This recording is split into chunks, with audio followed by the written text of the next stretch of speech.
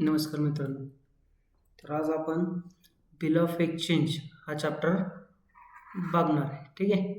Bill of एक्सचेंजच्या entries आहेत सर्व. तर याच्यामध्ये दोन महत्त्वाचे पॉईंट आहेत. हा पहिला जो असतो तो ड्रॉवर. याच्यामध्ये दोन कॉलम दिलेत. हा जो कॉलम आहे तो आहे ड्रॉवरचा कॉलम. ड्रॉवरच्या बुकमध्ये कोणत्या एंट्र्या होतात त्या दिलेल्या आहेत आणि इकडे दिलेले आहे ड्रॉवी. ठीक आहे. हे ड्रॉवर ड्रॉवी कोण असतात ते समजून घेऊ पहिलं. जर समजा ए हा व्यक्ती आहे, ए व्यक्तीने जर समजा बीला मटेरियल सेल केलेलं आहे. ठीक आहे. सेल केलेलं आहे तर हा ए व्यक्ती काय करणार, बिल ड्रॉ करणार. ठीक आहे. बिल ड्रॉ करणार आणि हे कोणाला देणार, बिल बीला देणार. बरोबर. हा काय करणार, ते बिल ॲक्सेप्ट करणार. बिल ॲक्सेप्ट करणार. मग थोडक्यात काय, याने मटेरियल कोणाला विकलं, एने मटेरियल विकलं बीला. जो मटेरियल सेल करतो तो असतो ड्रॉवर. किंवा जो बिल ड्रॉ करतो त्याला म्हणतात ड्रॉवर. आणि इकडं बिल ॲक्सेप्ट करतो त्याला म्हणतात ड्रॉवी. हा सेल करतो, हा परचेस करतो. ठीक आहे. आता आपण ह्या एंट्री इकडं बघणार. पहिलं दिलेलं आहे तुम्हाला गुड्स सोल्ड ऑन क्रेडिट. हा जो पहिला टेबल आहे, हा 5 ज्या एंट्री आहेत 1 2 3 4 5 ह्या तुम्हाला बऱ्याच प्रॉब्लेममध्ये येणार आहे. ठीक आहे. पहिलं दिलेलं आहे गुड्स सोल्ड ऑन क्रेडिट. त्याची एंट्री होते drawee account debit to sales account.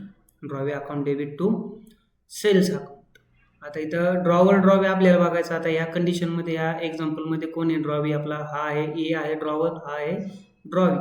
इथं ड्रॉवीच्या अकाउंटमध्ये काय येणार, बी अकाउंट येणार. ड्रॉवी अकाउंट म्हणजे B account debit to sales account. याच्याच अपोजिट इकडे सेल्सच्या अपोजिट इकडे येतं परचेस आणि ड्रॉवीच्या अपोजिट येतं ड्रॉवर. त्याची एंट्री होते purchase account debit to drawer account. कोण आहे ड्रॉवर, आता इथं ए, मग इथं येणार ए अकाउंट. ठीक आहे. तर फक्त तिथं ड्रॉवरच्या जागी ड्रॉवरचं नाव टाकायचं आहे आणि ड्रॉवीच्या जागी ड्रॉवीचं नाव टाकायचं आहे, बस. पुढे दिलेलं आहे drawer draws bill and acceptance receive. ही एक महत्त्वाची एंट्री आहे सर्वात. ॲक्सेप्टन्स रिसिव्हची जी प्रत्येक प्रॉब्लेममध्ये तुम्हाला येणार आहे त्याची एंट्री होते bills receivable account debit to drawee account. कोण आहे ड्रॉवी आपला, आता हा बी आहे, मग इथे येणार बी अकाउंट. ठीक आहे. त्याच्यानंतर याच्याच अपोजिट एंट्री, ड्रॉवीच्या अपोजिट इकडे येणार ड्रॉवरवरती आणि बिल्स रिसिवेबलच्या अपोजिट येणार बिल्स पेएबल. ती एंट्री होते drawer account debit to bills payable. Drawer कोण आहे आपला ए, मग इथे येणार परत A account debit to bills payable account. त्याच्यानंतर पुढे दिलेलं आहे drawer bill discounted with bank. आता सोपं सांगतो तुम्हाला. ह्याच्यामध्ये ह्या इथून 3 जे एंट्री आहेत, bill discounted with bank, bill send for collection, endorsement. ठीक आहे. ह्या एंट्रीमध्ये सर्व एंट्रीमध्ये क्रेडिटला तुम्हाला बिल्स रिसिवेबल दिसेल. हे बघा, इथं बिल्स रिसिवेबल आहे, इथं बिल्स रिसिवेबल आहे, इथं पण बिल्स रिसिवेबल आहे. फक्त तुम्हाला डेबिटला एक चेंजेस करायचं. बिल डिस्काउंटेड विथ बँक असेल तर एंट्री होणार bank account debit, discount account debit to bills receivable. इकडे एंट्री होत नाही. पुढे bill to bank for collection, मग इथे एंट्री होणार bill send for collection to bills receivable account. इथं काय एन्डॉर्सी, मग इथे येणार endorsee account debit to bills receivable. हे क्रेडिट तुम्हाला चेंज करायचं नाही आहे, तिन्हीमध्ये कॉमन राहणार. फक्त डिस्काउंट असेल तर bank account debit, discount account debit to bills receivable. Bill send for collection असेल तर bill send for collection to bills receivable. Endorsee असेल तर endorsee account debit to bills receivable. ठीक आहे. याच्या इकडं ड्रॉवीच्या बुकमध्ये एंट्री होत नाही. त्याच्यानंतर आपण पुढे बघणार आहे बिल ऑनर. ठीक आहे. बिल ऑनरची एंट्री म्हणजे बिल काय झालं, पास झालं आपलं. पास झालं म्हणजे आपण त्याला माल विकला आणि त्याचे पैसे आले, त्याला म्हणतात बिल ऑनर. इथे दिलेलं आहे retain bill honour. Retain bill honour म्हणजे सिम्पल ऑनर म्हणतात त्याला. काय म्हणतात, सिम्पल ऑनर म्हणजे सिम्पल बिल होतं, डिस्काउंट वगैरे काही नव्हतं, डिस्काउंटेड नव्हतं, बँक फॉर कलेक्शन नव्हतं, एन्डॉर्समेंट नव्हतं, फक्त सिम्पल बिल होतं. त्याची एंट्री होते cash account debit to bills receivable account. आता याच्या अपोजिट एंट्री करायची, बिल्स रिसिवेबलचा अपोजिट येणार बिल्स पेएबल अकाउंट डेबिट आणि कॅशचं इथं डेबिटला, इथं क्रेडिटला येणार bills payable account debit to cash account. ठीक आहे. ते ही झाली ड्रॉवीच्या बुकमधली एंट्री. त्याच्यानंतर इथे दिलेलं आहे डिस्काउंटेड बिल ऑनरची एंट्री होत नाही. इकडे ड्रॉवीच्या बुकमध्ये सेम हीच entry, bills payable to cash. खाली पण same entry, bills payable to cash. इथं पण बिल्स पेएबल टू कॅश. ह्या एंट्र्या चेंज होत नाही. कधी जर हॉनरचं ट्रान्झॅक्शन असेल तर ड्रॉवीच्या बुकमध्ये सेम एंट्रीज राहतात, bills payable to cash, bills payable to cash. ठीक आहे. पुढं बिल ऑनर, डिस्काउंटेड बिल ऑनरची इथं एंट्री होत नाही. पुढे दिलं आहे bank for collection honoured, bank for collection honour. त्याची एंट्री होते bank account debit, bank charges account debit to bills receivable. ज्यावेळेस बिल हॉनर असेल त्यावेळेस हे बिल्स रिसिवेबल खाली क्रेडिटला कंपल्सरी येते, हे लक्षात ठेवायचं. ठीक आहे. इथं सिम्पल असेल तर cash or bank account, same हीच एंट्री आहे, bank account debit to bills receivable. जर तुम्हाला बँक चार्जेस दिले असतील प्रॉब्लेममध्ये तर हे बँक चार्जेस अकाउंट डेबिट हे ॲड करायचं. जर दिलं नसेल तर same entry is bank account to bills receivable. इकडे तर सेम एंट्रीवरचीच बिल्स पेएबल टू कॅश. पुढे दिलेलं आहे एंडोर्स बिल हॉनर, याची एंट्री इकडे होत नाही, ड्रॉवरच्या बुकमध्ये नाही होत. ड्रॉवीच्या बुकमध्ये सेम वरचीच entry, bills payable to cash account. Okay. त्याच्यानंतर पुढे दिलेलं आहे बिल डिसऑनर. डिसऑनर काय असतं, आपण माल विकलाय बीला पण त्याचं पेमेंट आलेलं नाही, त्याला म्हणतात बिल डिसऑनर. ठीक आहे. तर इथं दिलेलं आहे retain bill dishonour. Retain bill dishonour म्हणजे सिम्पल डिसऑनर. ठीक आहे. Drawee account debit to bills receivable account ही एंट्री होती. ज्यावेळेस लक्षात ठेवायचं, ज्यावेळेस डिसऑनरचं ट्रान्झॅक्शन असेल तेव्हा डेबिटला तुम्हाला सर्व एंट्रीमध्ये ड्रॉवे येणार आहे. बघा इथं पण ड्रॉवे आले, इथं पण ड्रॉवे आले आणि इथं पण ड्रॉवे आले. ठीक आहे. आता इथं सिम्पल आहे म्हणून येणार drawee account debit to bills receivable. यालाच इकडे अपोजिट करायचं, बिल्स रिसिवेबलचा होणार बिल्स पेएबल, हे ड्रॉवीचं इकडे होणार ड्रॉवर. ठीक आहे. मग इकडे एंट्री होणार ड्रॉवीच्या बुकमध्ये bills payable account debit to drawer account. Okay. त्याच्यानंतर पुढे दिलेलं आहे bill discounted with bank and dishonour. Discounted bill dishonour थोडक्यात हे ड्रॉवी तर सेम राहतं डेबिटला सगळीकडं.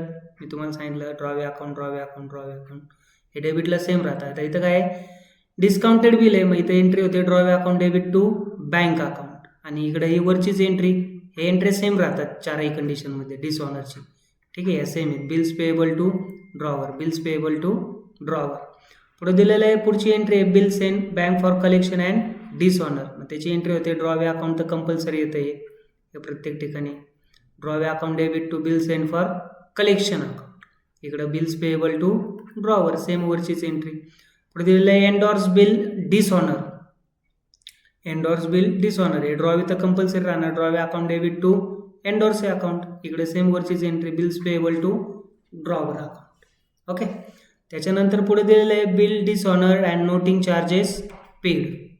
Bill dishonour and noting charges paid, तर या बऱ्याच वरच्याच एंट्री आहेत. हे सिम्पल डिसऑनर वरचीच एंट्री आहे. Drawee account debit to bills receivable, drawee account debit to bills receivable, त्याच्यात हे कॅश ॲड करायचे कारण इथं काय आले नोटिंग चार्जेस आले.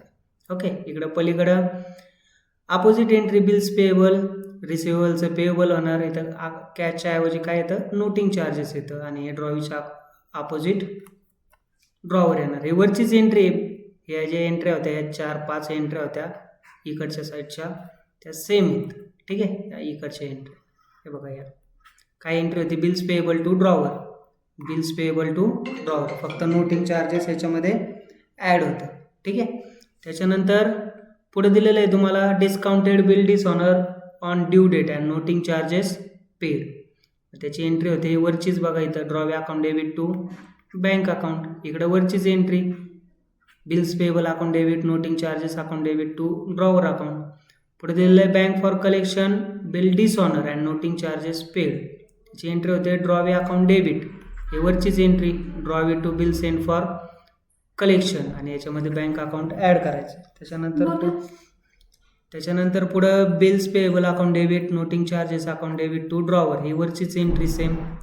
त्याच्यानंतर पुढे दिलेलं आहे endorse bill dishonour on due date, noting charges paid. Endorse bill dishonour आणि नोटिंग चार्जेस आहेत, सेम वरचीच entry drawee account debit to एंडोर्सचे अकाउंट, फक्त नोटिंग चार्जेसची अमाऊंट याच्यामध्ये ॲड करायची असते आणि ही वरचीच entry bills payable account debit, noting charges account debit to drawer account. Okay.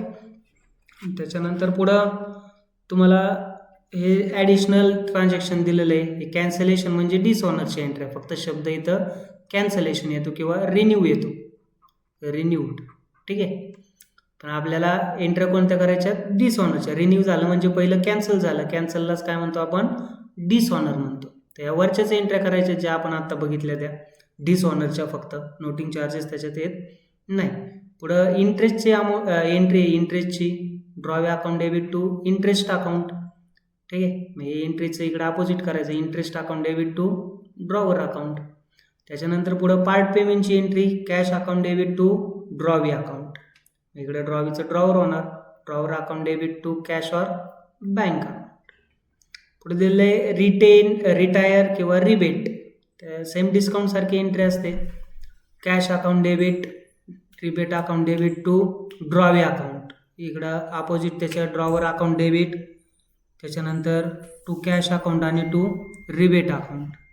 त्याच्यानंतर पुढे दिलेलं आहे पुढची एंट्री शेवटची, drawee became insolvent and all money is not receive. म्हणजे जर समजा आपण एखाद्याला मटेरियल विकले आणि पैसे त्यांनी पूर्ण दिलेले नाही आहेत, काही पैसे त्याने बुडवलेत, त्याला म्हणतो आपण बॅड डेब्ट्स. त्याची entry cash account debit, bad debts account debit to drawee account. हे ड्रॉवीचं ड्रॉवर होणार इकडं. त्याच्यानंतर हे कॅश अकाउंट आणि हे बॅड डेब्ट्स अकाउंट.